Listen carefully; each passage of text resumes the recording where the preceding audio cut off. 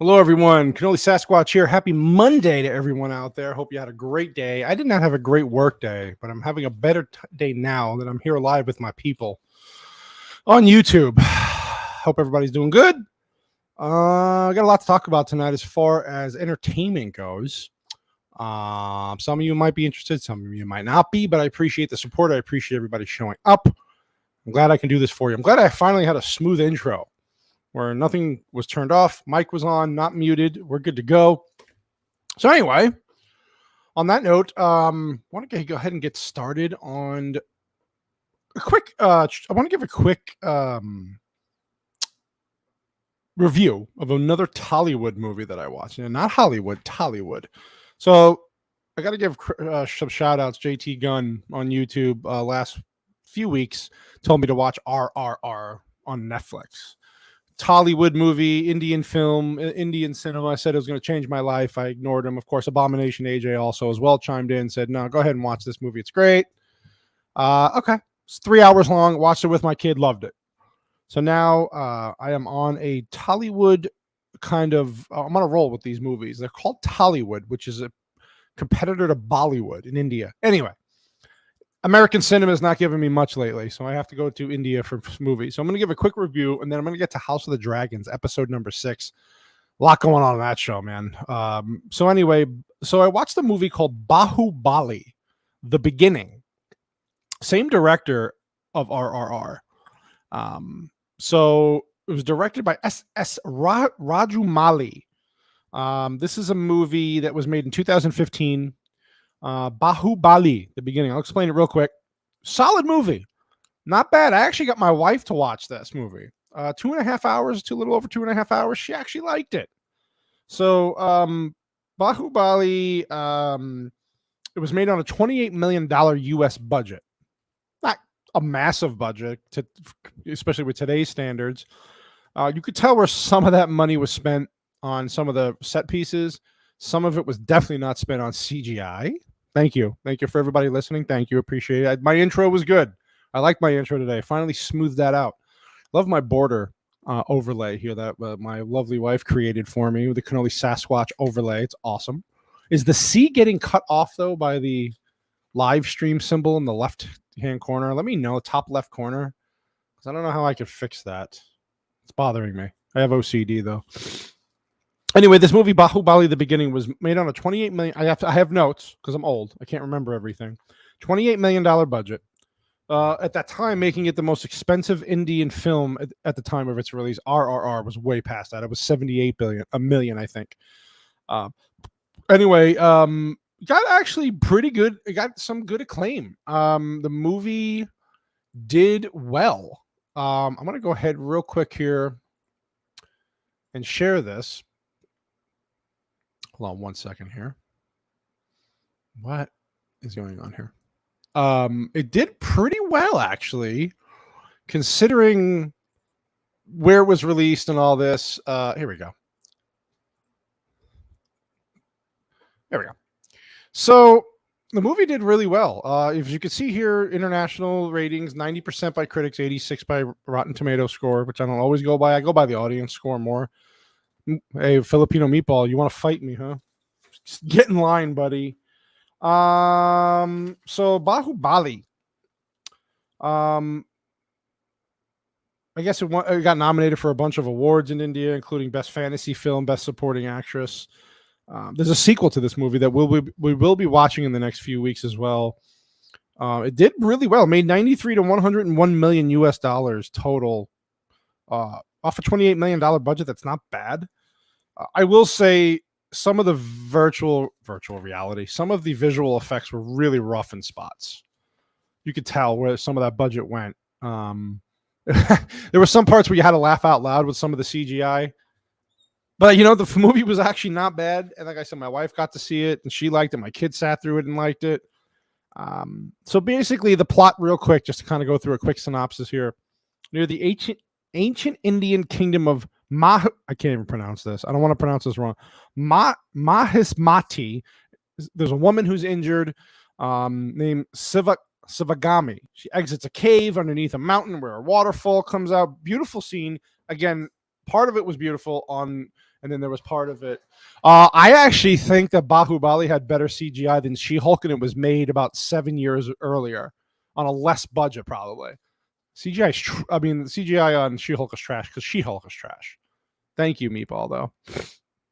Garbage Disney crap. So anyway, it basically this mother. You see this woman come out, and she's out of this cave. She's high. Obviously, she has an arrow in her back. She's running away from these soldiers before she drowns in this kind of whatever it is, lake, river. She basically prays to this Lord Siva, and she basically says she doesn't care about her life. She wants to protect the kid. The kid's royalty, basically. You find out later, but so anyway, she kind of drowns, sticks her hands up. The people rescue the baby. Long story short, another tribe finds the baby, and they raise the baby. The baby's mischievous. He's kind of not listening to his technical mom who found him. Keeps trying to climb this mountain. He has this innate attraction to this mountain where there's waterfalls. He wants to get to the top of the mountain. He doesn't know why. He just knows that he has to get there. He's obsessed with it. So besides his mom Sanga's plea, he tries many times to scale the cliff, fails. As a young man, he does it. He does have superhuman strength, so it's kind of a fantasy. It obviously is a fantasy. Lifts up this statue, I guess, this that's placed, and he puts it on the mountain, and then anyway, long story short, the movie goes on and on. You find out this person's mother is at the top of this mountain in some kind of kingdom that he was taken from. And in the movie, they go through a whole backstory towards the end of the movie, and this awesome battle scene. I mean, this battle scene rivals a lot of current movies, even, then you find out more backstory, who this guy really is, why his father was screwed out of his kingdom to become king, and there was a rival, and there was a lot of like cool stuff going on in this movie. So basically, what I like about these movies is that they are very over the top. Tollywood makes very extreme, over the top movies. There's some dance numbers in them if people might not like that. The action sequences are extremely over the top. RRR was like that. RRR was extremely over the top. But it was fun. It's just a different style of movie making that we're not used to here in the West. But I like it because you could tell first of all, there's no agendas.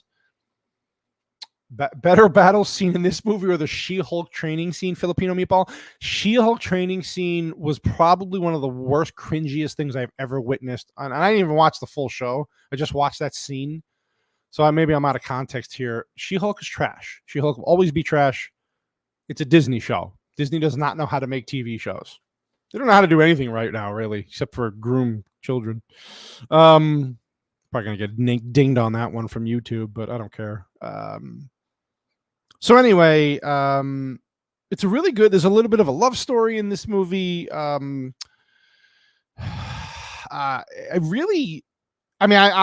there's much more to it. I like the dynamic. I like the mysticism in it. I like the dynamic between the love interest. I like the action scenes are good. The villain is good.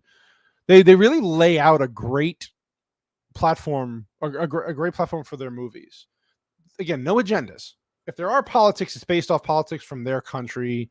RRR had a little bit of it about the British invading, the British colonizing India, parts of India back in whenever that movie, I think it was the 1920s, and how they wanted their freedom. But that's their history, so that makes sense. It would be no different than what Americans do with the Revolutionary War, or that kind of stuff. So I actually had no problem. I have no problem with any of that. There's no woke agendas. There's no, we're going to hit you over the head with a message, and there's no media. The media doesn't come out before these movies come out and say, oh, this is what this really means. We're going to get into that with the House of the Dragon episode that just came out, and what came out before that episode, and some articles, which was ridiculous. But Bahubali the Beginning was a good movie. I'd probably give it a 7 out of 10. I thought RRR was about an 8.5. It was so good. This was, I give it a 7. Some of the CGI took me out of this movie, but again, I'm thinking about the budget they're on, $28 million. What they were trying to do is, even 7 years ago, CGI wasn't where it is now. But they piqued my interest. they've piqued my interest, and I really want to continue down the road of Tollywood. Now, streaming services are making these movies very available. Not YouTube, Netflix, even Hulu is getting some new ones. So the more they're available to us, the more popular they're getting, because American Hollywood is crap. Let's face it, it's just garbage. Let me see here. Let me see what's going on in the chat real quick before I keep going. I was telling Twitter room that She-Hulk is not good. Double G, Greg. Listen, people can like what they want. If people like it, fine. I don't get it. It's the same thing with this Lord of the Rings, Rings of Power show. It's probably the most boring show I've ever watched, and I only watched the first 2 episodes of that show, and I couldn't go on. So I watch all the people I watch on YouTube who give me the synopsis every week, and it's just a breakdown of how bad it is, and it's just so boring. What are we rating the She-Hulk out of 10? -50. Is that such a thing? Can you go minus on a rating? Because it sucks. So again, Bahubali. I said I was going to do a quick review of Bahubali. I know RRR. I gave a whole half an hour to this. Bahubali's not RRR. Same director. You can see the style. Great action sequences. I know there's more to this. I know there's. Last time when I reviewed RRR, I was told I missed. I didn't go. I understood people were saying, "Oh, you missed the bigger picture. You didn't go into detail about the little things about the movie. You know, this character is what happened here." I understand all the inner workings. I got what they were trying to do. I just was the first time I ever watched one of these movies, so I was just fascinated by how they're made. So let me see here. What's Greg? Absolutely garbage. The independent films are a lot better. Independent movies usually are better because they're made with actual real movie makers who want to just make a good story. Well, most of the time want to make a good story, not a woke message. Independent movies are usually done because they're done on a budget, and the limited money these independent movie makers get that they have a little more freedom. They could be do what they want to do, and not so much what the studio wants to do, because the studio's not risking so much money. But that's basic. To me, Hollywood's just kind of it's a dying thing. And these movies like Bahubali are gonna, there was some good, some really cool action sequences in this movie. Good storytelling. You actually felt for the character. You wanted him to win. Again, there's a sequel to this. So I think what I'm going to do is when I'm done watching the sequel in the next few weeks or whatever, I'm going to give my full review on both movies in better detail. But I wanted to go ahead and just let everybody know, if you're going to get into these movies, give them a shot. You don't have to like them, but give them a shot. I think some people will be surprised. I think this movie was pretty good. I don't think it's RRR levels, but I think it's pretty good. And I just think Indian cinema has its place now, especially these Tollywood movies, which is a competitor to Bollywood, which most people know what Bollywood is, I think. I would love if Hollywood had a competitor. Could you imagine if Hollywood had competition? They are getting competition in other forms, like the Daily Wire is making movies, and there's a lot of independent people making movies that are not having messaging in their movies, but not as big as Hollywood. They don't have the reach pull of Hollywood. They don't have the money, deep pockets like Hollywood does. So this is very interesting. And this movie was good. It was actually pretty good. Yeah, I liked it. I mean, like I said, there's a much deeper story here, but I like what I've seen so far. So if you have a chance to check out this movie, please do. It's on Netflix right now. If you have Netflix, great. If you don't, I get it for free through my cell phone provider. I would not pay for Netflix, but I get it for free. So I know some other people get HBO for free, but I get Netflix for free. It's on there. A lot of stuff here about princesses and princes and queens and kingdoms, and there's deeper meanings there, of course. Family, what it means to have family, what we do for our family, how you have connections to people in your family even though you've never met them, and you just know, and the spiritual stuff. And it's a beautiful movie to watch in parts. There's a lot of good set pieces, but God, some of the CGI, you're just like, oh, that's dated, man, and it's rough. There's a scene where they're coming down a mountain in an avalanche, and the guy makes wood into a canoe almost, and they're sliding down the mountain in the CGI. We're just like, oh my God, this is so. But then when they land, it's a beautiful set piece with beautiful snow and just like serene. And I'm just like, oh my God. And you could tell they saved their budget for the end of the movie. There's this massive battle at the end of the movie that gives a lot of backstory. I don't want to ruin if you do want to see it, as to what happened, how this all progressed, where it all started, why this prince's father was overthrown, and what happened with the villain. And it was a lot of cool stuff. The battle scene at the end was awesome. Battle scene was awesome. At the end, that's where most of the money went. It was, you could tell it was still CGI, but you could see that they saved a lot of their $28 million budget just for that last half hour. And it wasn't bad. Wasn't bad. I mean, no different than any other action stuff I see now, except there's no agenda bullshit in it.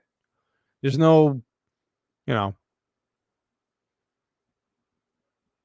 RRR. Yes, you have to watch that one. I'm going to be busy this weekend. So the wife is going to be taking over the Whiskey and Cannolis podcast for me with the fellas. I'm looking forward to that. When I'm out of town, I'm looking forward to that because I want to see. I want to see how this goes. So I'm going to chime in. I'll be coming in live here and there on that show just for a little bit. But this is a good movie. So I recommend you watch it, and I think you will enjoy it. Like I said, so I guess in the sequel, I think the sequel was just the same budget. So I don't know how much better it looks. We're going to find out. Bahubali 2. I think they're even doing a TV show at Bahubali. I still think RRR was better, but this guy's got some talent for filmmaking. Definitely watch that. So, okay. So, again, I hope everybody's doing well. Welcome to the chat, everybody. Thanks for all the people who are chiming in. Greg, as always, of course. Timothy, I'm glad Timothy was giving me a lot of shit. Parents are listening. Thank you. He was giving me a lot of shit playing Call of Duty yesterday and just mocking my skill, which I have none. Wife is always on here as usual, being supportive, watching the chat for me. I want to get into this next topic quickly here, so I'm going to do something here. So anyway, obviously everybody knows about Lord of the Rings, right? Lord of the Rings. Lord of the Rings. Jesus, Lord of the Rings sucks. I meant to say Game of Thrones, House of Dragons. We're going to get into this. Get out of the door. Yeah, I have a problem standing in doorways in Call of Duty and getting my ass blown off. So, House of the Dragon had episode 6 last night, and boy, oh boy, did a lot of shit happen last night. So I'm going to share this real quick. I'm going to do a kind of a, I'm going to share the screen here, but I'm going to do this kind of move this along. Is it not working? Okay, that's kind of interesting. Hold on one second here. I'm going to move this along. Here we go. Hold on a second. For some reason, I'm having technical difficulties. Hey, my simple lifestyle son. Thanks for coming back. Yes, I am going to watch Bahubali 2. That is the plan. Probably won't be able to see Bahubali 2 for a few weeks because I'm going to be doing some stuff out of town, but I will be back, and definitely it's on the list. Yes. Yeah. You know what? My family was a little confused about the father-son thing. I wasn't. My wife was, and then my daughter was at first, and she caught on. But it was the same actors playing the roles of their fathers and stuff. So totally, it was good. Yes, so I will be watching number 2, and I have heard number 2 definitely has some cool twists and turns and some oh wow kind of stuff happening. So I'm definitely looking forward to that. I'm going to stop. I want to fix something here. For some reason, it's not sharing my screen. Hold on one second here. I don't know what the problem is, people. Okay, I don't know if it's just a thing with the TV. I don't know what's going on here. Hold on one second. I'm trying to see if I can move. Well, hold on. It's playing it, but it's not playing it. All right, hold on. I think I figured it out. Okay. I think I'm having an issue with sharing through StreamYard. For some reason, it's not letting me share the screen, and I don't know why. Oh, I think I understand why. Hold on. I think I get it. Now let's try this. Oh, No, screwed up. Don't know what the problem is there, but we'll get to that in a second. But I wanted to go through. Oh, wait. I think I got it. Boom. Gotcha. Okay. Apparently, I'm not that bright. So we have House of the Dragon episode. Yes. And thank you, My Simple Life Sum, for stopping in. I will be talking more of the Tollywood movies as I watch them. I really appreciate a lot of your recommendations. This was one of them. And I think there was a few more you gave me. Any new recommendations you have? Hit me up on YouTube. Put them here. Private message me if you want to. No, I used to be good at tech, but here's the problem, Meatball. My tech I have that it's not capable. I have a crappy laptop. Eventually, I will have my working computer back. My work computer back. I got Pepperidge Farms remembers that you're 4'11" too.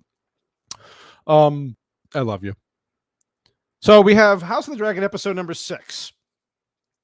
This was a really interesting episode that really moved things along quite dramatically in this episode. So I got to tell you, some of the show's been really good so far. There were issues with this episode we'll go through, but we're going to go screen by screen with this as a reference point for me.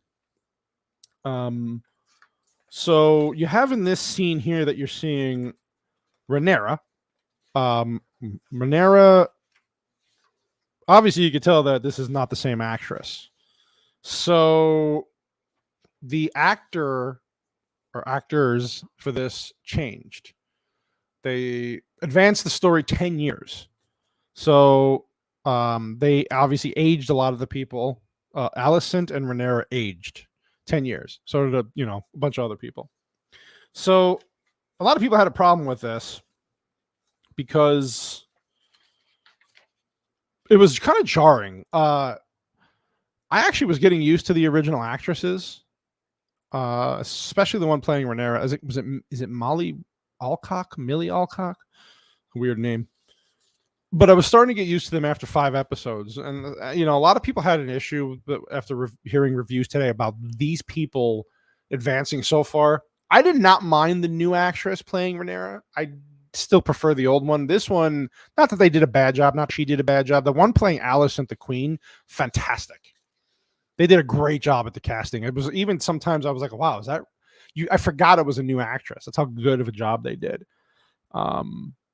So here we are 10 years later, and Rhaenyra here gave birth to her new son, her third child.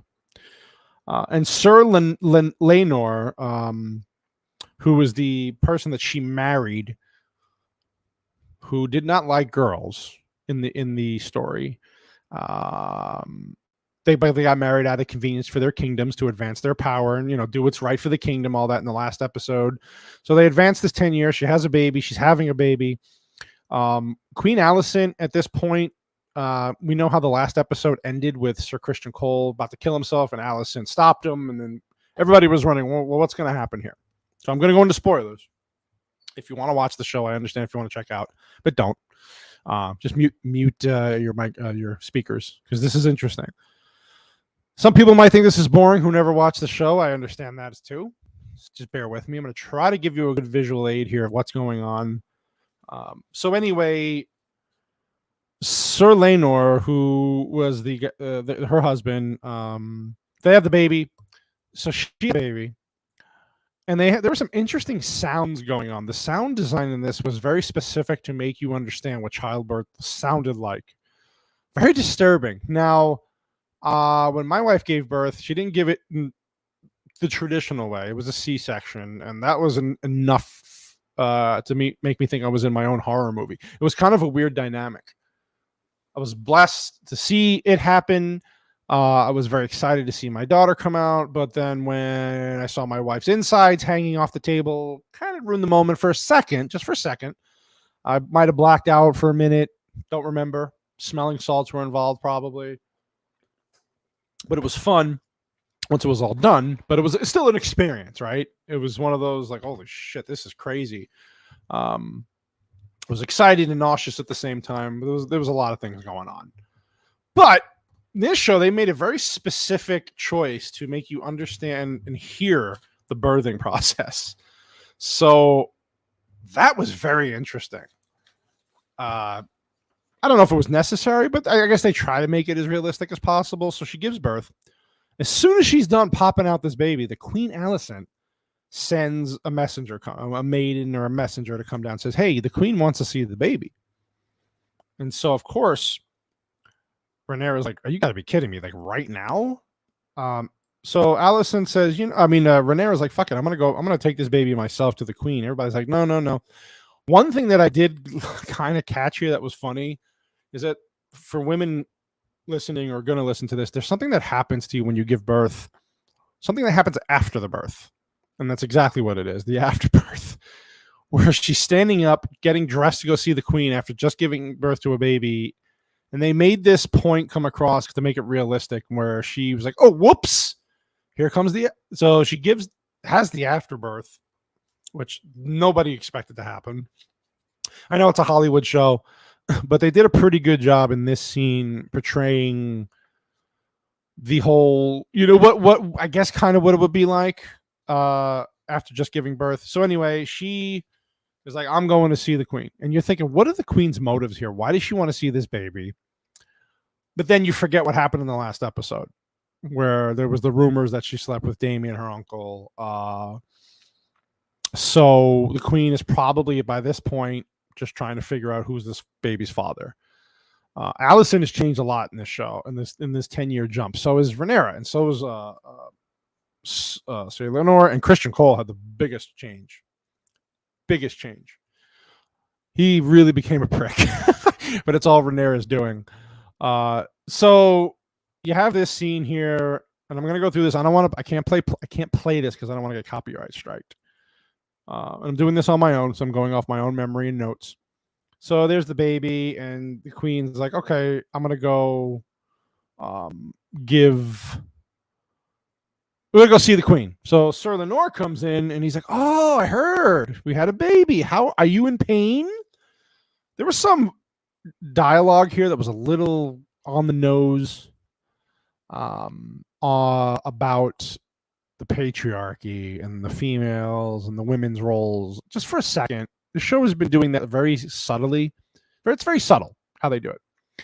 Real quick, Bahubali 2 will amaze you. Indian movies are so well connected. Bahubali 2 will clear your doubts, which made. No, I agree with you, My Simple Lifestyle Some. I really like the movie. I like how their movies do connect. I like the universe they build. I like how there's just the movie. It was fun. I had a great time. So I am definitely looking forward to the sequel. And then, like I said, any other recommendations you have, My Simple Lifestyle Some, you put it in the comments. And I will definitely, I already have a list of stuff that you sent before and a bunch of other people. I really do appreciate all your comments.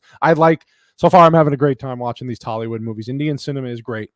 It's become better, I think, than some American cinema. Again, not to get off track here, but American cinema has changed so much for the worst. So much messaging and corporate bullshit. Kindly watch Sardar Udham Singh, the best movie of India. True. Yes, I have that on the list as well. It's more. I heard that's a very adult movie, very grown-up movie. So I'll definitely watch that probably on my own. But I have that on the list. I have a few other ones. So yes, I do appreciate the comment and the suggestions. So anyway, back to the House of Dragons. Sir Lenore comes in. Is like, hey, are you in pain? Do you need help? Where are you going? Well, the Queen summoned me. So he's like, already? Shouldn't you be resting? And she's like, no, I got to go see the Queen. So by this time, 10 years has gone on, and you can already see things have changed.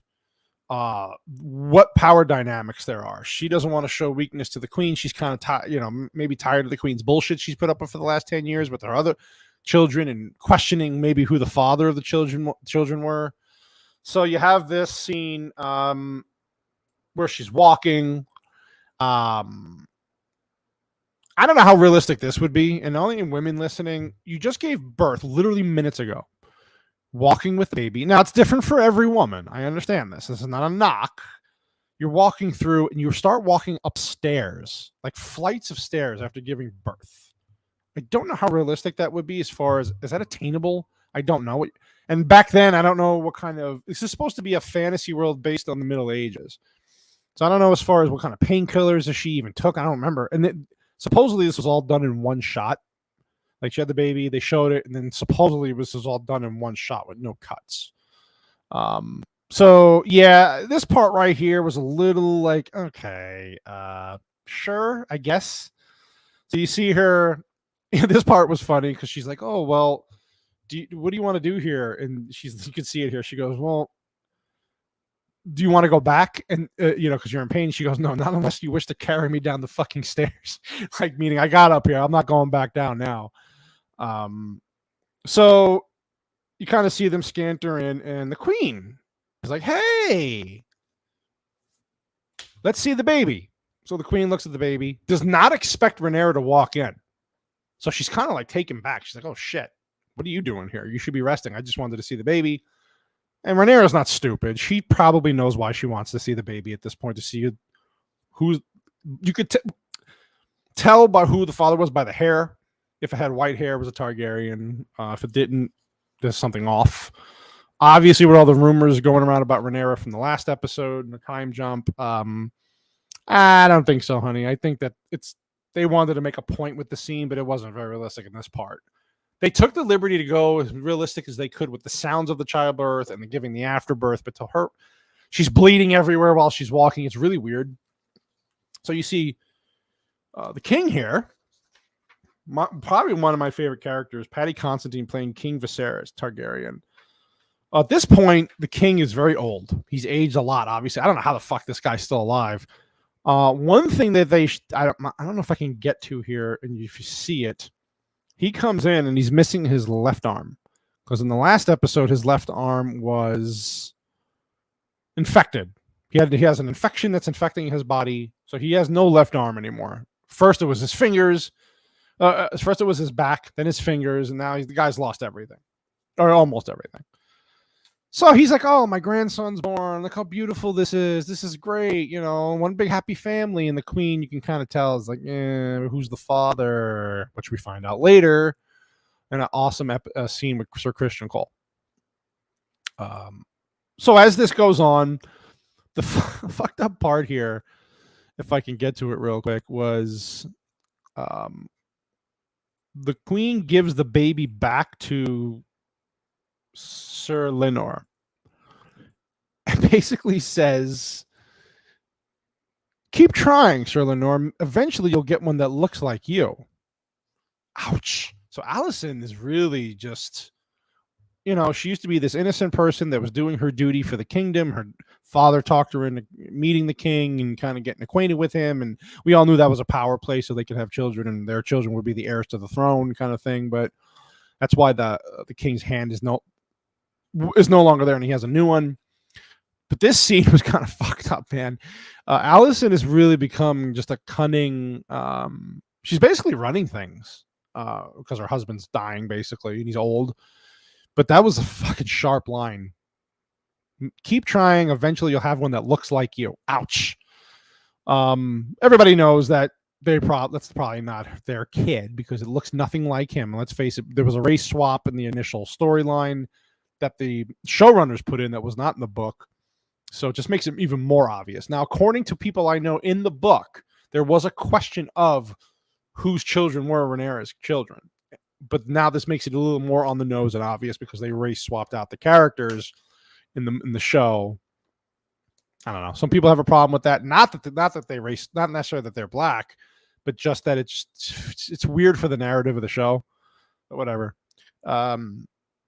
So he names the kid Joffrey, which becomes a big thing later on going forward. Hint, hint. There's a lot of little subtle hints here.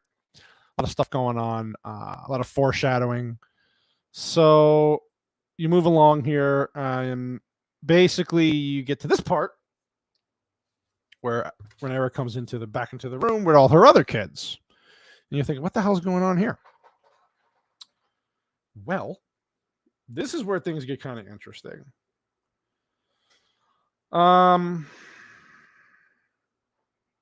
Just looking through my notes here real quick because there's a lot of stuff, man.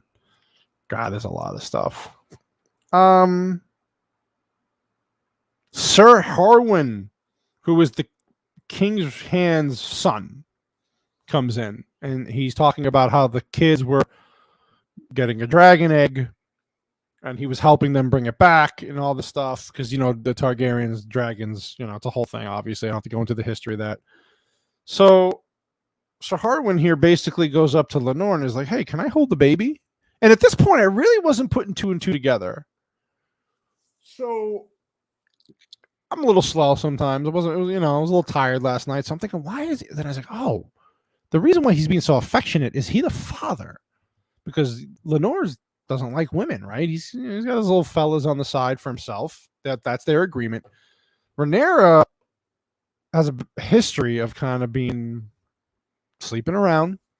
This has been 10 now. We all know what happened in the last few episodes with her. So now you have this situation. So Sir Lenore sends the kids back to the dragon pit and, leaves basically. And then we kind of get a little glimpse here of, wow, he looks just like the kids look like him a lot. So you're like, oh shit, he's a king of the he's the commander of the Night Watch Guard, which is obviously a pretty high prestigious title. So it looks like Rhaenyra has been doing nasty with him for a while. Had 3 kids possibly with him, and then this is the third one. 2 kids with him, and there's the third one. Ouch. So you're thinking, okay, well, this makes sense now since the other guy really doesn't want to have babies with her, which I don't understand. It's like I understand that he's not into it because of the way he swings, I guess you could say, but you still can fake it till you make it kind of thing. Have your own children, maybe. There was rumors or kind of hints about that too, that they, Rhaenyra would join in with him and his boyfriends and stuff, but I don't know. So then you get this awesome scene where the kids go to the dragon pit. This part was really cool. I don't think I've ever seen. No, we've never seen the dragon pit. You see the dragons. You see. Hold on 1 second here. I'm getting the names down. Yeah, here we go. Okay. So the kids, Alicent's kids, Rhaenyra's kids are all in the dragon pit. One of Alicent's sons, somebody remember the name of Alicent's son? Jesus, please tell me if you're watching this. Oh my God, what is Rhaenyra's son? I'm sorry, Rhaenyra's son, who commands the dragon to kill the sheep. I don't remember. Anyway, so you get this cool scene in the fire pit, and then you go into this whole kind of like this little. You see the Valerian kids, you see the Targaryen kids, and here we go. So you see them here. Obviously, you could tell who the Targaryens are. Alicent. These are Alicent's kids, the Queen's kids. And then here we go. We get with Rhaenyra's kids. So they pull a prank on this poor kid here, where he can't command a dragon yet. It's not working out for him. He doesn't have his own dragon like the other kids. So they play a prank on him. What's the? God, I'm so bad with the names on this, but this plays a role. So they dress up a pig with wings and make fun of the kid, and you see the kid's pissed off. Not happy. He's not happy. But this plays a role later in the show, a big role. This kid plays a massive role in what happens going forward. Let me see if I can get a better. Here, I'm going to pull up a thing real quick here. Yeah, there's so much. And I know I'm kind of just going all over the place. Most people I watch that I really love on YouTube are having a hard time trying to explain this.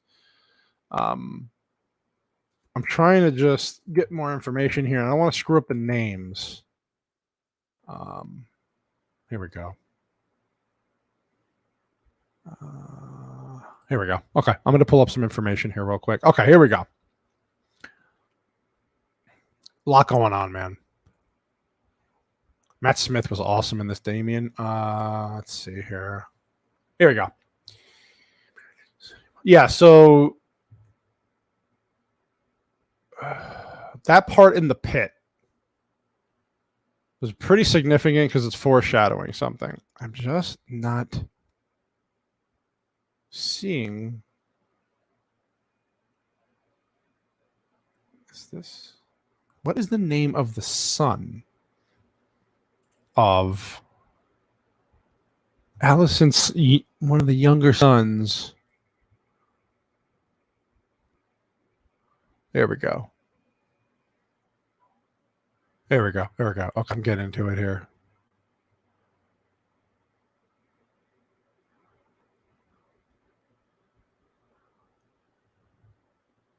I think, if I'm not mistaken here,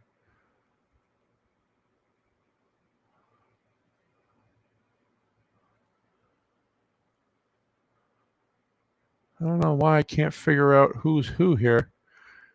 Anyway, so you see this scene here. I swear to God, I wish I knew the son's name that they were torturing here.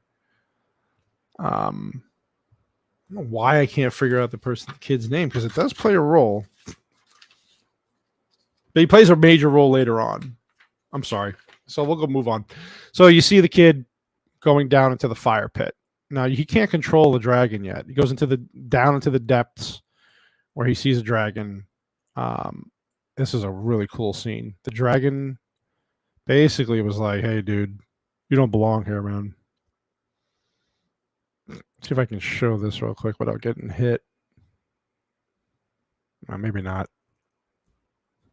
Anyway, you can see that the dragon, there's an awesome scene with the dragon. It just spits fire at him, and he gets in trouble for this. Goes back to the mom, taken back to the mom, Allison. And the mom's kind of ready to scold him. And then you see this scene where there's the daughter in the background doing some weird shit. But she plays a major role later, too. I'm sorry about the names. I'm terrible with names, especially with this show, that everybody's got a different name. So you see this, and there's some foreshadowing, I guess, of what's coming next here, too. She's kind of like playing with insects, and there's like some witch stuff going on here. And then, basically, this scale of Westeros here is pretty damn cool. So Allison goes back to the king, and the king tells the king, "Hey, listen, this is ridiculous. Like, what is going on here? These kids look nothing like her. They're all bastard children. So, what are we supposed to do here? This isn't good. This isn't good for the kingdom. It's not good for our family. It's a black eye for the family." And then the poor King Viserys, he's just trying to live his life in peace. And he basically goes to this whole story about how he had a white stallion that got banged by a black stallion, and how it came out, different color, and trying to give like this allegory, this analogy about how you just don't know. You can't just say these things. It's a big allegation going through something that he did. And then he basically, Alicent was like, "Well, did you see them bang? Because that would tell the story as to what really happened to your stallion." And kind of like hinting, like, you didn't see it, so how do you know it's true? Very interesting. So basically, the king is like, "You know what? I don't want to talk about this anymore. I want to have just peace within the families. I want to just have this kingdom be, it is what it is." So he's like, "I don't want to speak about this anymore." So this part here was really cool. So Sir Christian Cole comes out with Alicent guarding her, and Alicent is basically just vomiting information out to Cole about how Rhaenyra's being a spoiled brat and this and that, how she just, house is just a mess. So then how the king is just making excuses for her, and then I don't know if I can get the actual scene where that's an interesting scene. Sir Christian Cole, you could tell where he's changed a lot. He basically says, "Oh, Rhaenyra is the princess. Oh, she's a spoiled cunt," and like, you're like, wow, this is a guy who was in love with her before. Obviously, she totally screwed him over 10 years ago. She should have just ran away with the guy, but she didn't. So she screwed him over, and he basically was pissed. He's a totally different character. From everything I understand, I never read the books, but what I've researched and what I understand is that he gets a nickname coming on later in the show, and you understand why. He just becomes an asshole, and it's all Rhaenyra's fault, kind of. So he calls her the C word, and even Allison's like, listen, I don't love the girl, but come on, that's a little harsh. And then he's like, all right, I'm sorry. So basically, you have this part here where Allison goes in and sees her son doing the nasty on the windowsill to himself, because why not, right? Why not? You're the king's son. Do whatever you want. So Aegon, this is Aegon now, right here. So he comes in and basically he's just like, listen, you can't play pranks on your brother, right? Your brother's your brother. It's your blood. These other, Rhaenyra's kids are bastard children. You can't side with them because they're not on your side. And he's like, listen, I don't care about the kingdom. I don't care about any of this shit you're spouting about. She goes crazy and kind of like just jumps to him, grabs his face, and is like, don't you understand that if Rhaenyra gains power to the throne, she can kill you? Literally kill you. You'll be dead. She can wipe out you and your brothers because she has claim to the throne. You're going to be the future king. You got to take this shit seriously. Stop fucking jerking off in the windows and really take this seriously, because this is your future now. And I think it kind of shocked him, and you could see it in his face. He was shaking, and he did not take this well. It seems like hopefully, okay, now he gets it. Allison was really like just rough with him. She's like, you don't side with those kids. They're bastard children. See, your very life could be forfeit. Like, Rhaenyra can kill your family, kill us like that, kill you like that. If she wants claim to that throne, which technically she could. I don't know if she'd get away with it, but she could. See? And what they know, what everyone in the realm knows. Yeah. And she kind of feels bad. But I like this actress who played Alice. And here you got an awesome scene with the dragons.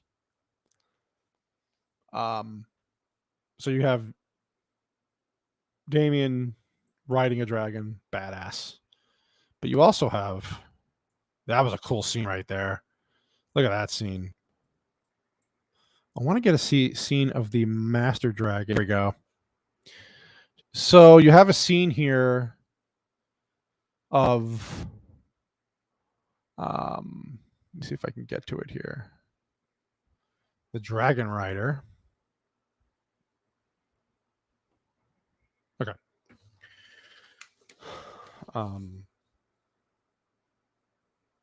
Prince Damien and Lady Lyanna. Lady Lyanna is Sir Laenor's sister. And, in the last episode, they were getting kind of chummy with each other, Damien and her, and they basically had kids together. I think there's 3 kids, right? So she's pregnant again. But she's riding a dragon, the oldest dragon in the kingdoms. Badass dragon. Trying to think of the name of the dragon. I'm seeing if I can find that real quick here.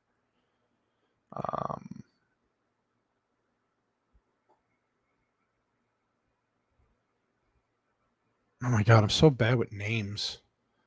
So the dragon that she's riding is like the oldest, biggest dragon out of all of them.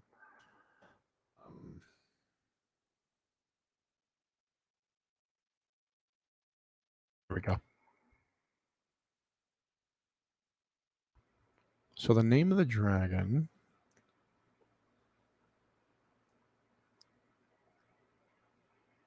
Name of the dragon. What is the dragon Lyanna is on? There we go. Sorry about that, people.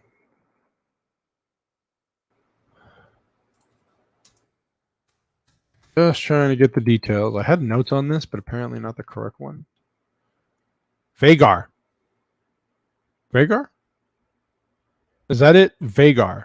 So Vhagar is this badass, awesome monster dragon she's riding. And she only can ride him because that's their bloodline. But like the Valerians, they have bloodlines. The Targaryens have bloodlines that they have to. They can ride specific dragons. So this is the oldest badass dragon. You see this awesome scene where Damien's riding his dragon, and look at this, just badass. Scene like really well. Now, She-Hulk Attorney at Law is the name of when you want your dragon to fall asleep, if you know what I mean. Oh God, what are you torturing me with this stuff, Tim? So you see this real quick. She's driving this bad. So it was a cool scene. CGI looked good. Looked really good. Then you find out what Damien's been up to, and him and his wife and his kids are in this Pentos, this area called Pentos, where they're just kind of guests and drinking the wine and this and that. And the leader of Pentos is like, hey, if you help us fight in the Stepstones again, because there's issues in the Stepstones, we'll give you this whole castle. We'll give you the lands. You could stay here with your family forever. And Damien thinks about it, but he's not happy. He doesn't look happy. He hasn't been happy. And you find out why as time goes on. And Lena's like, basically like, we're just visitors here. Like, we don't want to stay here. And then as time goes on in the show, you find out that Damien's not happy because and this is a big time jump here too. Like, there's a lot that happened in between these 10 years that we wish I would have known about. What happened to his ex-wife's that he murdered, inheritance, like what happened to all that from what the last episode portrayed. And then you get this cool scene where Damien's teaching his daughter how to read like this old ancient language, and the wife comes in and she's like, I don't want to stay here. And Damien's like, yeah, but why not? Like, aren't you tired of the politicking, all the bullshit? We can stay. And you could tell, though, he's not genuine. I think he's just trying to reach for something here. He's trying to think of the stable life that he can have for himself, but he's not happy. And she calls it out. Lena knows, she's his wife. She goes, I know you're not happy. You're supposed to, you're big, you're better than this. You're meant for bigger things than this. This is not you. She knows, that he's not happy. She goes, she even says at one point, like, I know I'm not the wife you even wanted, maybe, but she's okay with it. And Damien's, everybody was worried about Damien being a shitty, crazy king, but after what's going on in the kingdom now with Rhaenyra and Alicent and all the bullshit they're playing, this would have been the better option. So you see what goes on here, and she's basically like, yeah, see, we are more than this, Damien. Like, we're meant for other things. She wants to go back to Dragonstone where her family's from and give birth to this kid. She's like, I just want to go. I'll go back to Dragonstone and want to just live our lives. Damien's like, I don't know. So he feels genuine sorrow. I think he really, really likes his wife. He's just not happy. He's not where he wants to be at this point. This part was really cool. So you got the king here. Sir Christian Cole's teaching the Targaryen kids, the Alicent's kids, the king's kids how to fight. This part got a little wild. So you see the Night Watch, Sir Harwin, come in here and go, hey, that's not fair. Why can't you teach the other kids to fight, Rhaenyra's kids to fight too? You're like, oh shit, okay. And you see Sir Christian Cole's like, fuck, I don't want, fine. So he pits the eldest versus the eldest, which is unfair, because the eldest Targaryen kid is much bigger and stronger than the eldest other kid, the Targaryen kid, Valerian kid. By the way, the Night Watch, this is the father, the right hand of the king. And he knows what's going on. I think he always knew what was going on. He just kind of held secret, but now the shit's about to hit the fan. So the kids are training. Sir Christian Cole's kind of being a dick. And he's teaching this kid here, the Valerian kid, which is Rhaenyra's kid. And like, don't let him up. Kick him. Use your legs. Just pound on him until he gives up. And this and that. And then you got the Night Watch father. A Night Watch here is like, is this how you teach your kids? Is this how you teach your people? To be ruthless, not merciful, so on and so on. And Sir Christian Cole's like, I don't know. He's picking up all the swords. And Sir Christian Cole's like, it's kind of funny. Why are you sticking up for this kid so much? It's almost like, if it was a brother, a cousin, or a son, just fucking throws Harwin's emotions through the roof, starts beating the shit, pummeling Sir Christian Cole. And the whole time Sir Christian Cole's laughing. Or when it ends, he's laughing because he's like, I thought so. And he wanted Harwin to do this. He wanted to get under his skin. He wanted to prove to people who the real father of these kids were. Sure as shit, that's what happened. So you get this scene where somebody comes up and tells Rhaenyra, hey, something happened in downstairs. Something happened that was bad. And she's like, oh shit. So she goes up to see what's going on, and Harwin's talking to the right hand, the father, and basically he's like, what did you do to me here? You fucked me up.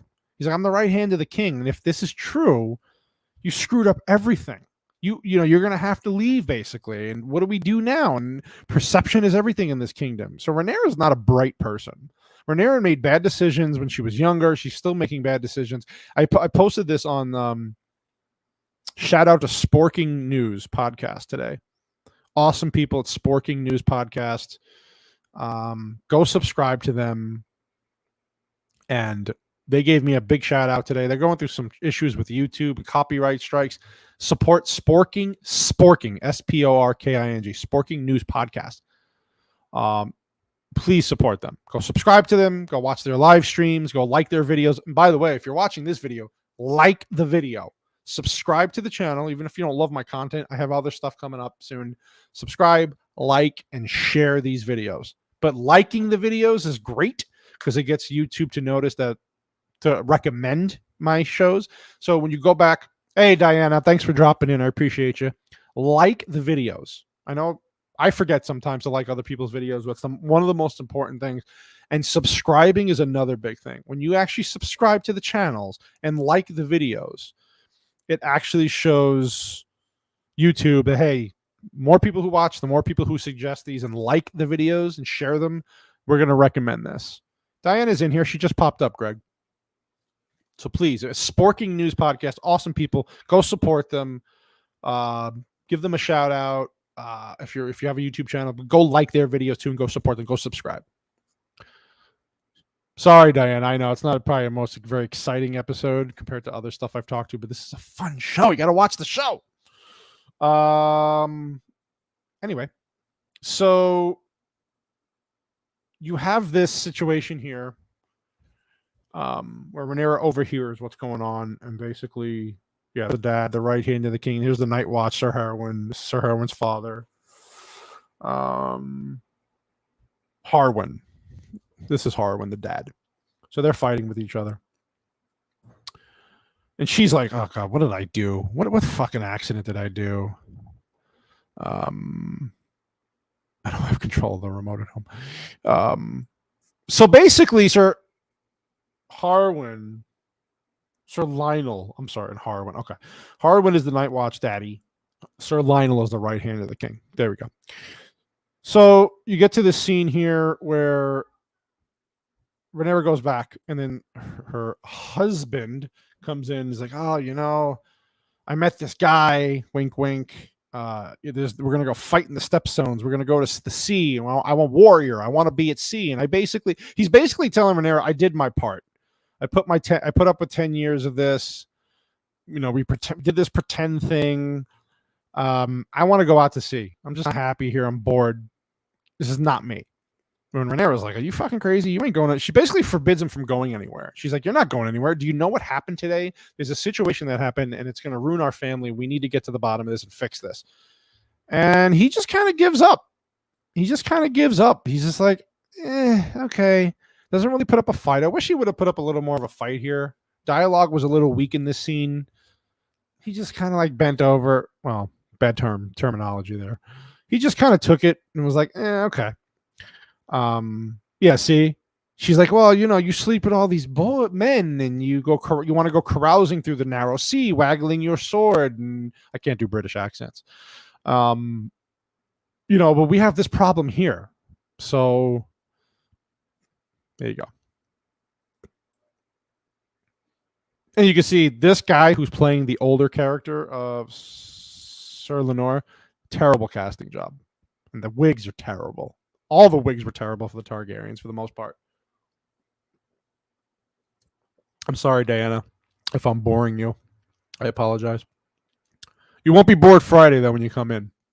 Promise. But so anyway, you got this situation here, and they agree to like, okay, fine. I'm just going to go ahead and stick it out with you here. And then you get the scene here where you got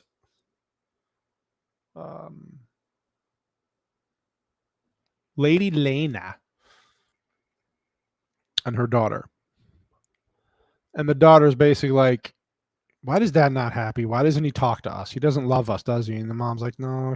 And she's having trouble finding her own dragon. She can't get a dragon egg to hatch. So, it's a big thing when they're in their family. And she basically is like, when I was 15 before the biggest and best dragon, the oldest dragon, let me ride him. So I found my dragon. So some foreshadowing here. You felt bad for the daughter in this situation, but Damien really does love his kids. He's just not happy. You know how it is when you're not in a happy situation. You're not going to really pay attention. You're not going to be as giving or attentive. Yeah, see, she's talking about here how you combine yourself to a dragon and how it took her a while and stuff like that. These wigs are just fucking awful. And then this is a good scene here where Damien's basically, why did they recast Daenerys? Stovepipe, what's up, Stovepipe? No, they didn't recast. This has nothing to do with Daenerys. This is Daenerys' family, the Targaryens, but they didn't recast that. This is hundreds of years before. But this where they're going plays the role into how Game of Thrones started. So this is. I know you're never going to watch the show. I don't blame people for not watching this show because of how bad the Game of Thrones show original one ended. I was one of those people. I didn't want to give it a chance, especially with all the politics and bullshit the showrunners were talking about, the patriarchy and the race swaps. It's actually surprised me. So I can only tell you, Stovepipe, if you want to give it a shot, you might actually like it. It's a little slow in parts, a lot of politicking, as they say, but it's getting really interesting. And what happens coming up at the end of the season, going into the next season, is just batshit crazy. This show should probably only last about 3 years, maybe. And then they can move into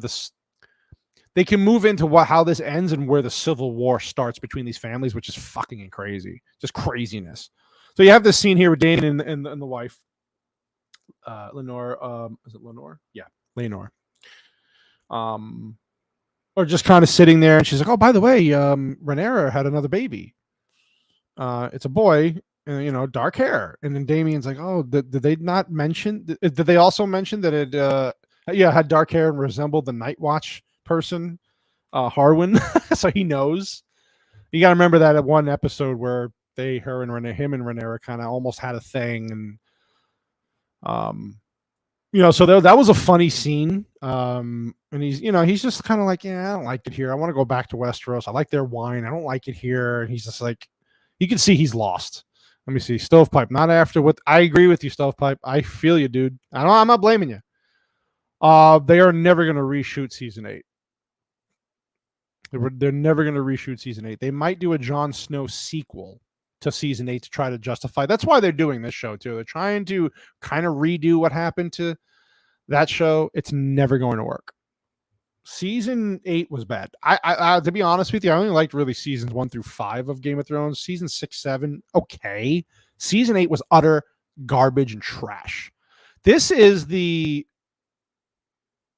before of the original Game of Thrones show. This is like a prequel, basically. It's like 2 to 300 years prior that set up how all these people came into power in the future. King's Landing, Westeros, how they came to be and what happened. There was a massive civil war. I think it's Blooded. What's the name of this book? Blood. I don't fucking know. It's based off a book.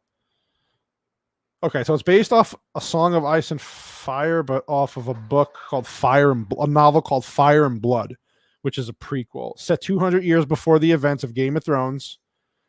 And 172 years before Daenerys was born.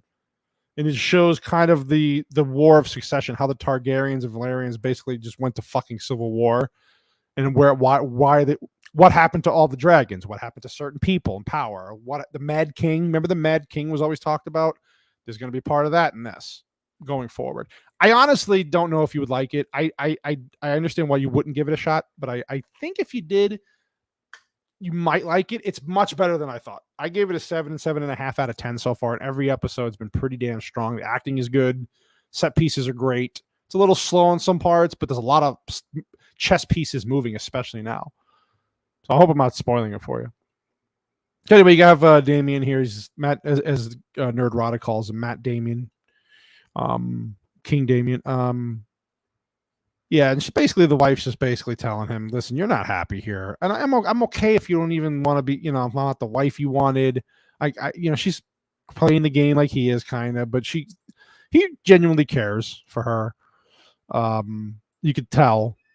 Yeah, and see right here, life has, I know, disappointed you. He didn't get what he wanted. He didn't get what he wanted. He didn't get the kingdom he wanted. He didn't get the life he wanted. Maybe even the wife that he wanted. So he's disappointed. She knows it, but she's okay with it. She's like, I understand. Let's just go home. Let's go back to Dragonstone. Let's raise our family in Dragonstone. I want to raise my kids there, and we'll be okay. But we're more than what just staying in this Pentos place, doing nothing. And you can see he doesn't want to stay there. She's comforting him. And then you have this council scene, which was awesome. And you have the council scene talking about the stepstones. If you remember the stepstones in episode 3, where Damien, was fighting and he went across and got the Crab King, cut him in half, and there was a whole battle. So the area's gotten overrun again with, I guess, bad guys. I don't know. And they're having a council, and in this council, you can see things have changed. Certain people are getting older. Obviously, the king is, and basically, Allison and Rhaenyra are just going back and forth with each other, saying, "This is what we should do," and no, this is what we should do. Basically, Rhaenyra is a bitch in some aspects, and she's like, "We should just we are who we are. We're the kingdom. Let's go in there, put our resources in there, and take it back." And Allison's like, we really just can't do that because we don't have unlimited spending money. We don't have unlimited funds. Yes, we are the kingdom.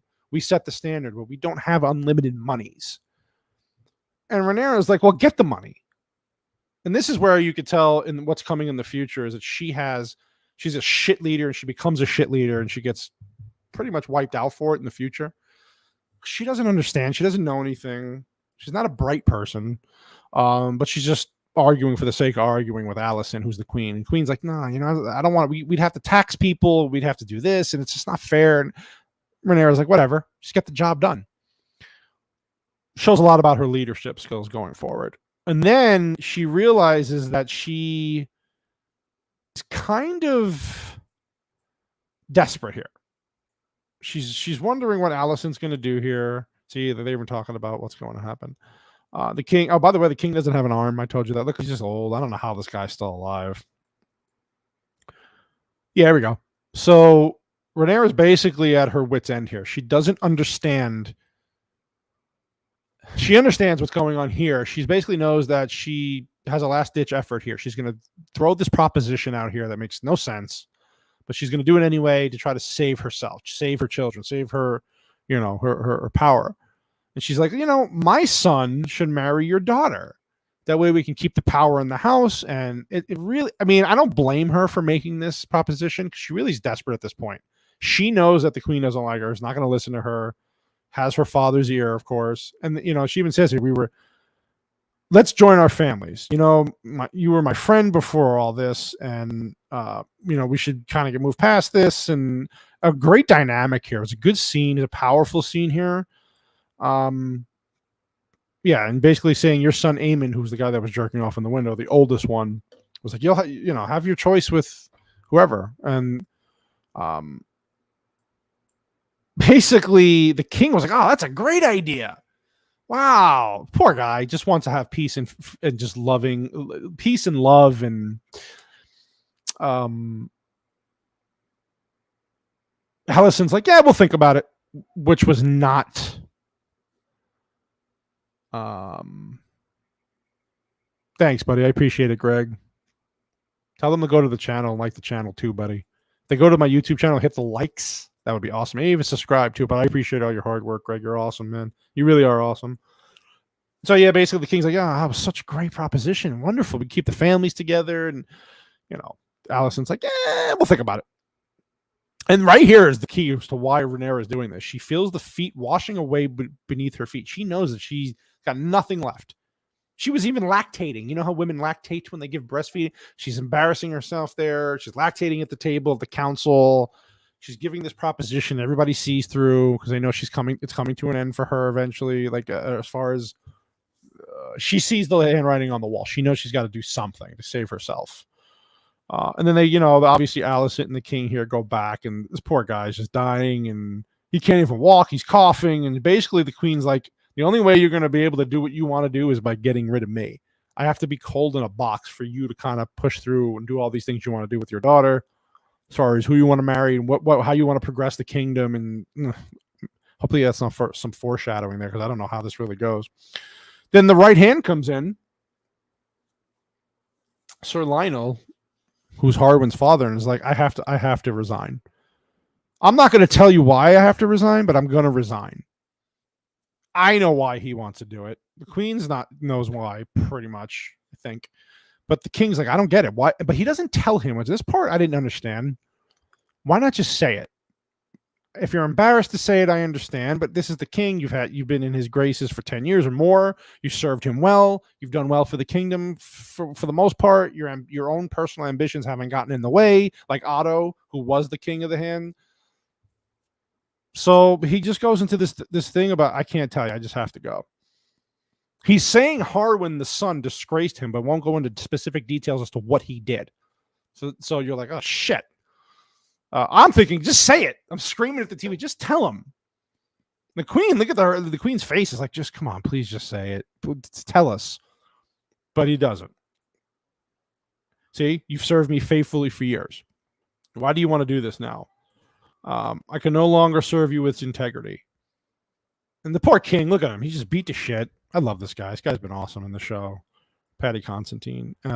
He's looking at the queen, and the queen's looking at him, and the king's like, I don't get. So the king says, no, I refuse to let you go if you're not going to tell me why. So he goes, all right, well, at least let me take my son Harwin back.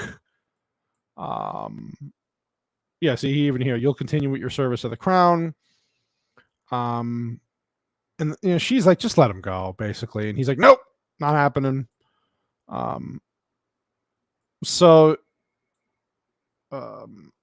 He's basically saying, I'm going to take Harwin back to his homeland. He's my heir. He's going to run that kingdom. I'm going to do that. Let me do that at least. King says, okay, fine. You can do that, but you're still my right hand. And of course, Alicent's like, no, what the fuck? What is going on here? Can't you see that Rhaenyra's family is ruining everything? She's ruining. And listen, there's a whole thing here, a dynamic of what team you're on. Team green, team black. Team black is the Damien and those people. Team green is Alicent. I understand where Alicent's coming from a just logical standpoint. She did everything she was supposed to do. She sees the kingdom falling apart. She sees that Rhaenyra has changed. She's an idiot, basically. She's worried about the future, her kids. It's just the way she goes about things going forward. I'm kind of team black on this one. I understand where Alicent's coming from with all her, I don't want to say complaining, but I get it. She has a right to be kind of pissed off. And you kind of like, all right, I can justify kind of what she's doing here. So Larys Strong, who is the Clubfoot? Is that his name? Clubfoot? He's the king of whispers. Knows all the little secrets that are going on in the kingdom and all this. So he plays a massive part of what's going on. This guy is Sir Lionel's son, who is also Harwin's brother.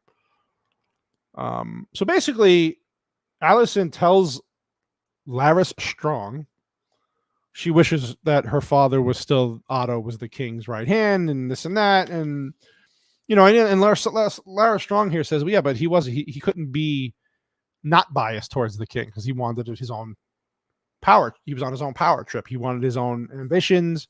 He had his own ambitions. And she goes, yeah, but he was loyal to me. And you're like, ah. And then Larys Strong's like, yep. So basically, what happens here is that Larys Strong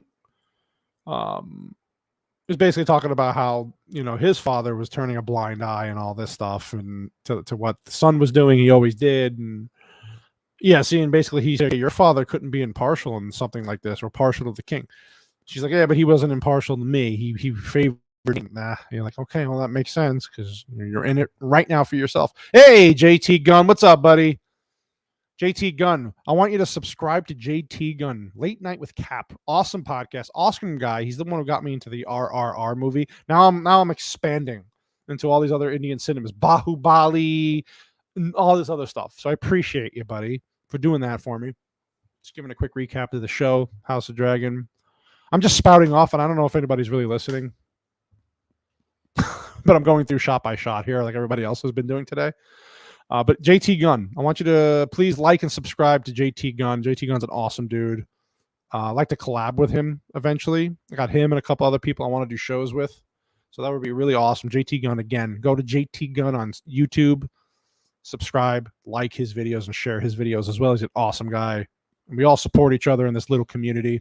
Again, him, Sporking News Podcast, Abomination AJ. There's a list, but those guys really have been trying to get my subscriber base up, and I'm trying to do the same for them. But again, we all support each other. So I really do appreciate all the work you've done for me, JT. Yes. Thanks, buddy. I appreciate it, man. I'm trying. Limited hardware, limited space, limited technology, but I'm doing my best. I really appreciate you jumping in. And yeah, I want to collab soon. Like I know it's tough getting guests on because of schedules and vice versa. I don't want to just force my way on other people's shows. Would love to have people on here too in the future. We'll work something out, but we can get on a subject or whatever we're talking about on your cast or my cast, even on the main podcast that I do on Fridays. We can do something. But I appreciate you, man. So anyway, we're at this part here where you get to this prison and you see the King of Whispers. Is it the King of Whispers? Yeah. Whispers. Lara Strong is basically sitting in front of these prisoners, these deviants, these scumbags, murderers, rapists, and he tells them, hey, I'll get you out. Yeah, we'll figure something out, buddy. We got plenty of things we could talk about, but definitely we want to collaborate. This is how you get people noticed. Collaboration, support. We'll definitely do it. We'll talk about that soon. I'll hit you up soon. We'll come up with a plan. So he goes to these deviants, these murderers, and he's like, hey, listen, I'll get you out free, but you got to do something for me. And you see this scene, and he's wearing he has on his cane this is it a beetle or a bee? A beetle, I think it's called. And eventually that comes into play later on. But you see this beetle symbol, and then he's like, hey, come, yeah, I'm here to, I can offer you mercy, but I also want to you got to do something for me. Are you willing to do it? Fine. And you see the scene here where they basically take this hot knife and cut this guy's tongue out.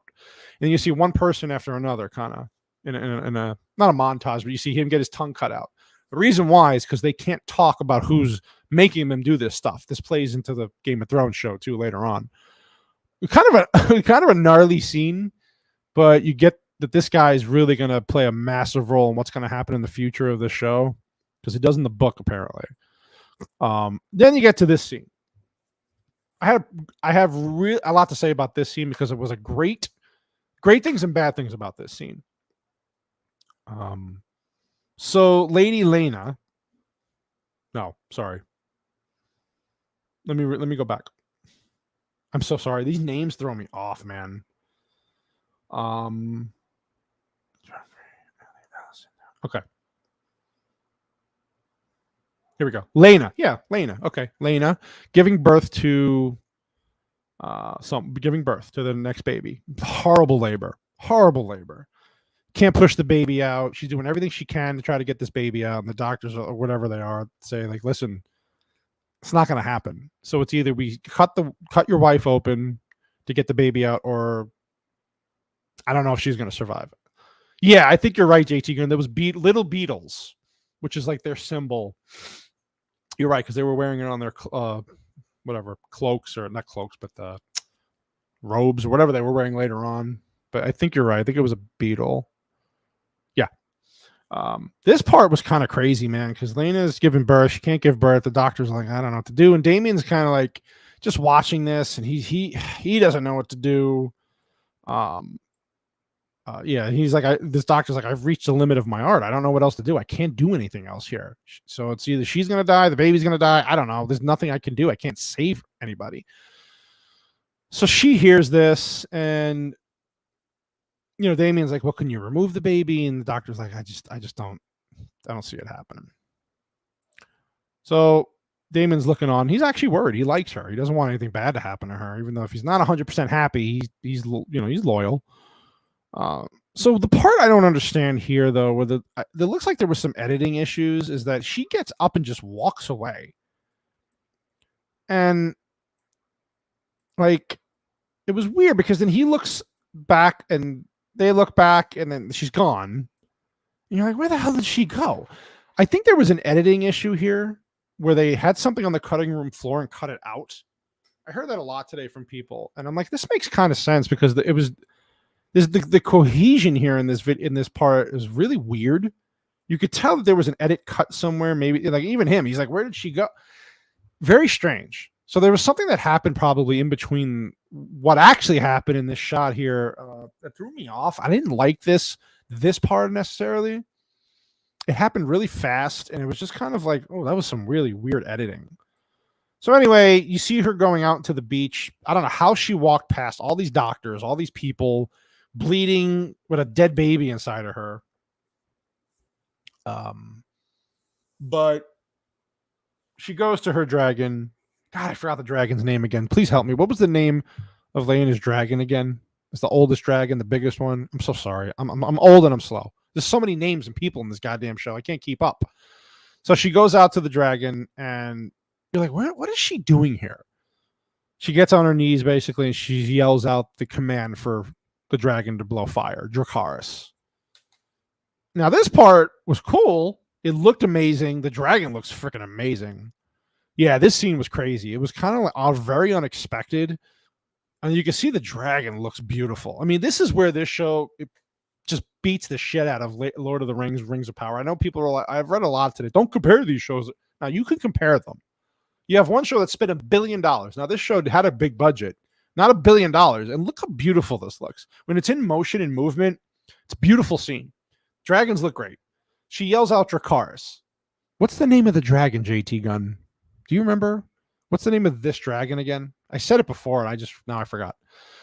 If you know, throw it in the chat. So she's sitting in front. She's desperate, and it's a kind of a powerful scene where she's just yelling Dracarys, and the dragon's like, I don't want to do this because I'm your dragon. Like, it was kind of pathetic. Not pathetic. It was sad because the dragon's just sitting there going, please don't let me do this. Please don't make me do this. But he's got to listen to the command, right? So finally, the dragon is like, okay, fine. So you see Damon kind of run out here, and he's looking for her. And then he comes to this here, like where I'm trying to get it. So here he is trying to open his mouth, and then boom. Let's see if I can get it. The dragon basically just burns her alive. Not the dragon's fault. I can't get to that scene. I don't want to get hit with a copyright from HBO because they're going after everybody right now who's doing this show. Really rough scene to watch. It was a crazy scene, but she gets burned to a crisp. And what bothered me about the scene, Vengar. Thank you. God, I knew I said that before. Thank you, JT Gunn. I'm losing my mind, man. He has a dragon again. I'm trying to see if I can. I really don't want to get hit with a copyright.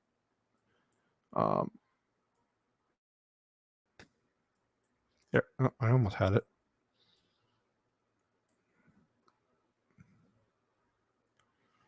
Hold on.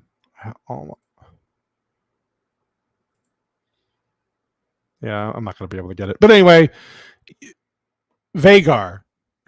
Vengar, same shit to me. Appreciate you. Thank you for letting me know. So anyway, she burns it down. And this part was weird to me because of the time jump stuff. This is where people had an issue with this because everything moved really fast, especially towards the end of the episode. There's a lot of little things I wish they would have spent a little more time on. I understand they're pushing the story forward. I understand that they're trying to get this done in 10 episodes. A lot going on. They only have 3 more episodes left, I believe, 3 or 4.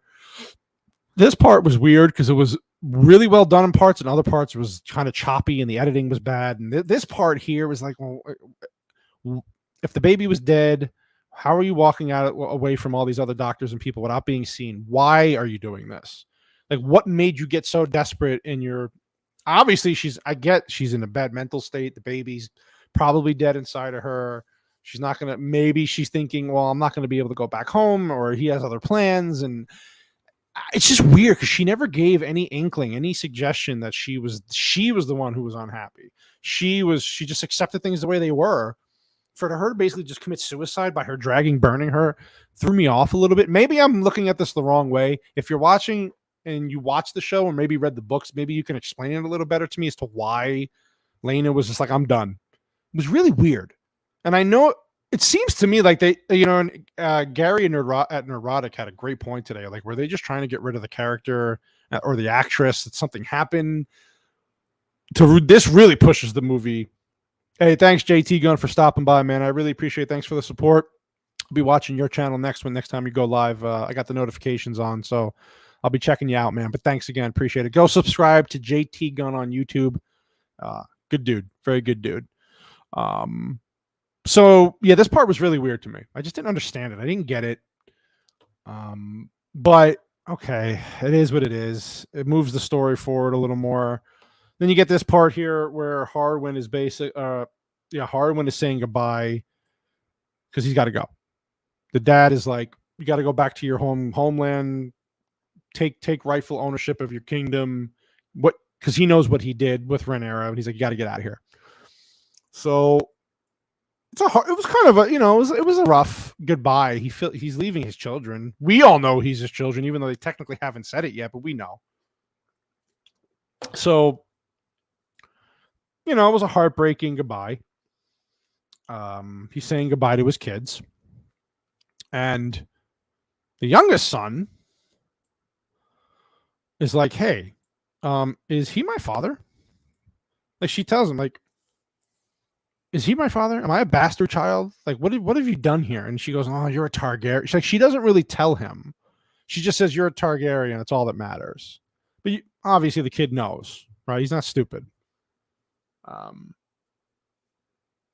it's like, oh God, this poor Rhaenyra just makes one bad decision after another bad decision after another bad decision, and she's just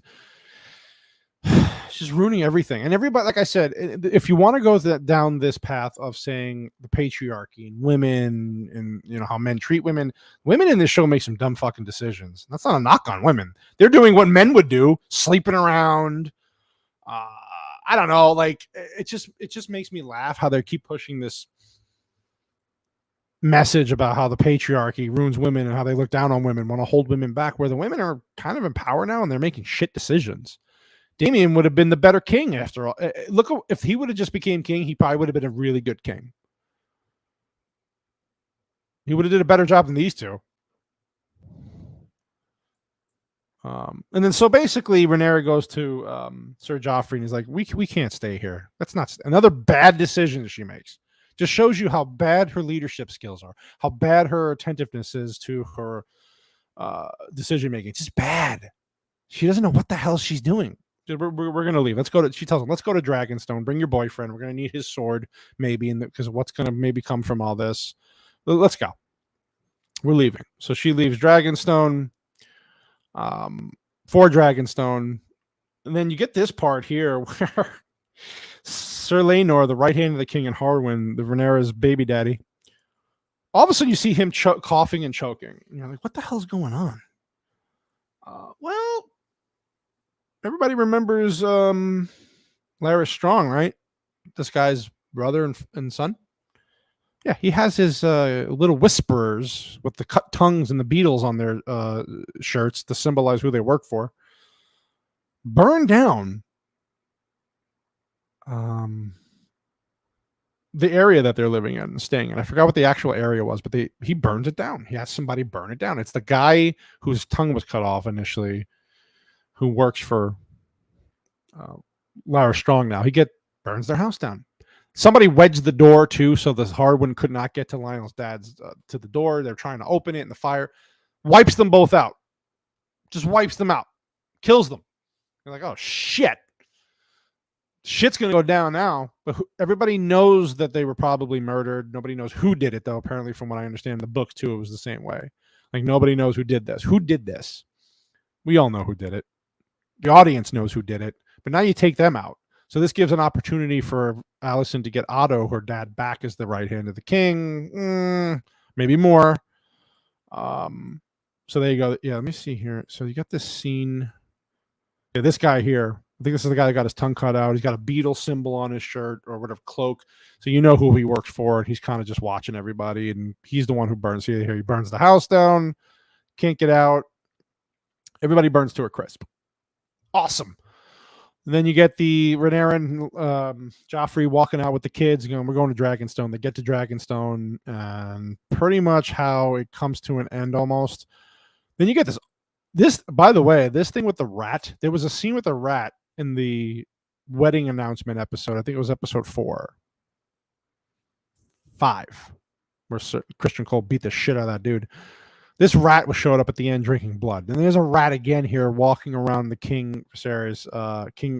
King's fireplace. Apparently, I don't know what this means. I never read the book. People who have read the book go, oh boy, this is definitely a foreshadowing of something that's coming. I don't know what that is. I want to be surprised, but it definitely means something. So that's a very important little symbol. And you get this awesome sequence of Lord Larys Strong telling Alicent, hey, did you hear what happened to the Harrenhal was where they lived, and that's what burned down. So Harrenhal burns down. He goes, oh, did you hear what happened? Oh, it's terrible. And then she realizes, oh shit, you did this. And she's in shock. And she goes, I didn't wish for this. What a great casting job. I didn't wish for this. I didn't want this. I didn't want you to do this. It's not how I wanted things to happen. Like, she's in genuine shock. She did have a part to play in it, but she didn't realize the part she was playing in just until now. So this is why people are kind of going against her now, even though I still think she's slightly justified. And he basically tells her, oh, someday you're going to do something for me. Yeah. I feel certain you will reward me when the time comes. Like, I did this for you. You're going to do something for me. So this dude plays a massive role in what happens going forward. And then you kind of move along, and there was this awesome scene towards the end with the king, who talks about, it was a poem. If I can find the poem real quick of what he says. It was really beautifully done. Here we go.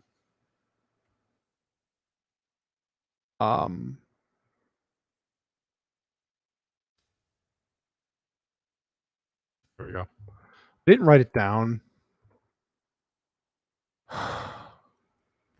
So he's going to need a new hand now. King's going to need a new hand. The ending was really good. There was a long speech that was given, talking about how your love for your children basically will ruin you because, you know,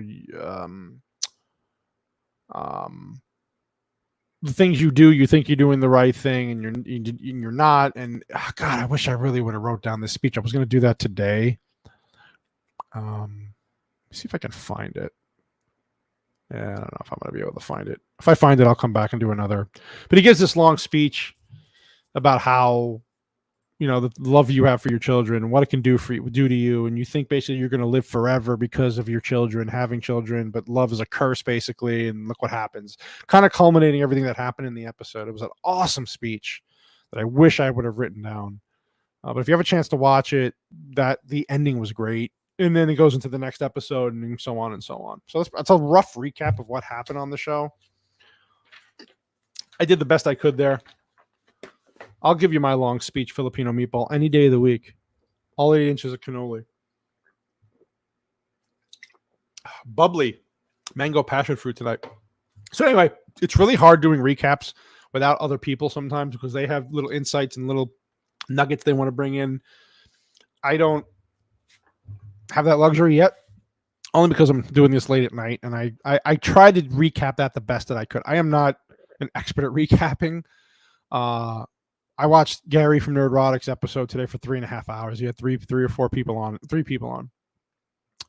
Mauler, Jane Theory. Oh yeah, he did. And Shag. Yeah. And awesome Awesome. They went. Hey, don't knock it, Tim. Maybe it's 8 inches. Maybe it's just in my mind it's 8 inches. They had a great recap there. Ryan Kinnell, RK Outpost, great recap. Other people, Sporking News podcast had an awesome show tonight about this, going into specific details about everything. More detail that I can give. I'm just giving you like the rough version. I thought I did okay. But so far it's a good show. I think it's a good show. I think it's worth watching. It's finally a show that I'm looking forward to watching week to week. There's no wasted scenes in the movie, really. The dialogue is mostly pretty good, except for this last episode. This time jump really kind of was jarring. I don't know if I really love the Rhaenyra character yet, the new girl playing her, which I don't even know her name. See if I can find it. Emmy Darcy is playing Princess Rhaenyra Targaryen now. I don't know if I love her. 8mm is more like it. Wide, though. Yeah, so this is really... It's one of those shows that I'm actually excited to watch week to week, though. This might not have been the best episode. It might have been the worst episode as far as all 6 episodes that have been out already, but it was still good. So I think they're doing a great job. I think yeah, I know. Thanks for reminding me, Tim. Thanks for reminding me the Giants are losing. I'm watching it on my phone here on the side, and I'm trying not to pay attention. I thought they were going to go 3-0 tonight, but apparently not. It's a good show. I think everybody should watch it if you have a chance. If you liked Game of Thrones and don't want to watch it, I totally understand. If you want to give it a shot, I think it's worth it. I really do think the show is worth a watch. Yeah, I do. And again, I want to shout out JT Gunn. I want to shout out. Here, I'm gonna give some shout outs real quick because I had a lot of people today. Oh, Captain, my Captain. That's my boy, JT Gunn. 18 minutes ago, shouted me out. I appreciate that, buddy. I did get some viewers out of that. So I do appreciate that. There's a bunch of people on here. God, I love all you people. Sporking News. Sporking News podcast on YouTube. Follow them. I'm going to give a shout out to my boy Greg in here, too, for getting me some subscribers. Guy's awesome. Abomination AJ for doing the artwork. And the Shagsworth. The Shagsworth is a great dude. I want you to follow the Shagsworth. The Shagsworth. Guy is awesome. Very inspirational. You listen to some of his stuff, you just want to keep doing content. And his biggest thing is just keep making content, whether or not it's for you.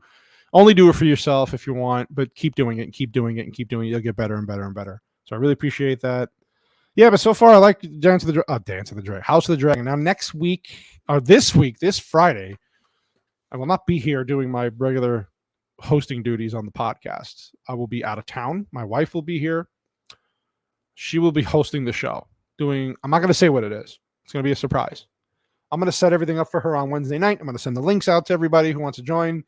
And then she's going to host around the same time, 7:05 p.m. Mountain Standard Time Friday. I'll be joining in from out of town once in a while just to check on things and just to mess with everybody. I want to see how she does. I think she'll be great. She never shuts up at home, so I think she's perfect for this. She should have her own channel. Just saying. I think that's pretty much it for me today. Very tired. I had a long work day. Since I'm going out of town soon, of course, this has to be the work week that I just get more work than I want. But I appreciate. Thanks, Meatball, for joining in. JT Gunn again. Greg, Diana Stovepipe, whoever else listened. My Simple Lifestyle Sum. Thank you for the India movie recommendations. Again, Bahubali. Watch Bahubali. Watch Bahubali 2. Watch RRR. Get involved with the Indian cinema. It's awesome. It's awesome. It's awesome stuff. I think it's worth it. Anybody else got anything else they want to talk about before I go? It's 8:15. I mean, I can go for a little longer, I guess. Again, watch House of Dragon. What's another show I'm watching? I'm not watching any other shows. Well, I can't do a new Call of Duty stream because the beta is over. So what they do is they do the beta like a month before the game comes out, get feedback. There might be another beta they'll do in the beginning of October with some improvements, but the game itself does not come out until October 28th. I will have it then. Then I will do more streams. And so you can yell at me. trying to get Whiskey Banger to buy the game. He's not really feeling it right now. I'll get him to buy it though, so we can play.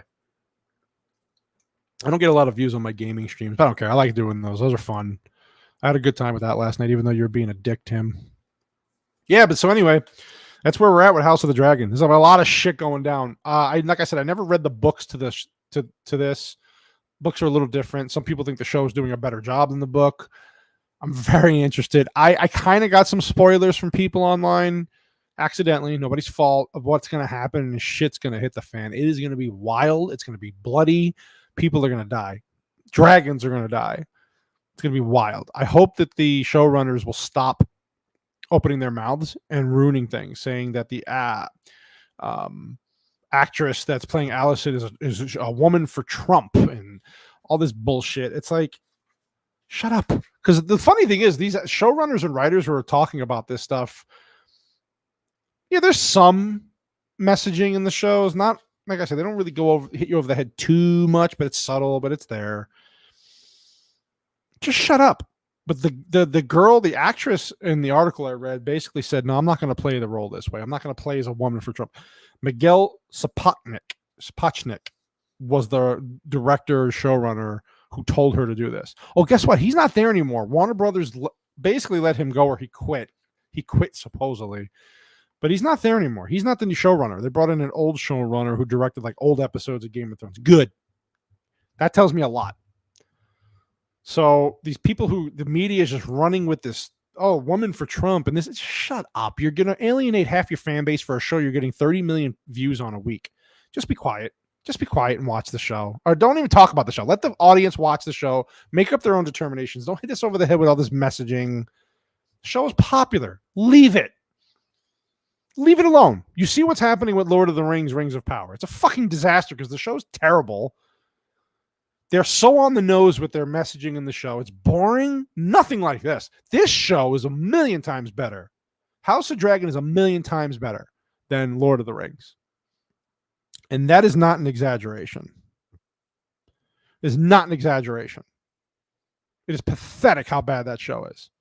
This show puts it to shame. And I don't even think this show's perfect. 100 million times better than that crap. I don't know what else to say. You make a determination. Yeah, there's really nothing else I want to watch. I got my sports. I got my Mets. I got NFL. Penn State's 4-0. Happy about that. So anyway, I think that's pretty much it for tonight. I really do appreciate everybody coming on again. I will not see you this Friday. Well, I might pop in, but you won't see me hosting. I'll have my wife hosting, Mrs. Sasquatch. I got to get her set up in the next few days. I really do appreciate everybody who's watching. Like, subscribe, and share. I'm going to post it real quick here. Please like the videos. Subscribe to my channel. Listen, I've only been at this for 3 months. I'm really doing my best with the limited time and hardware that I have and setup.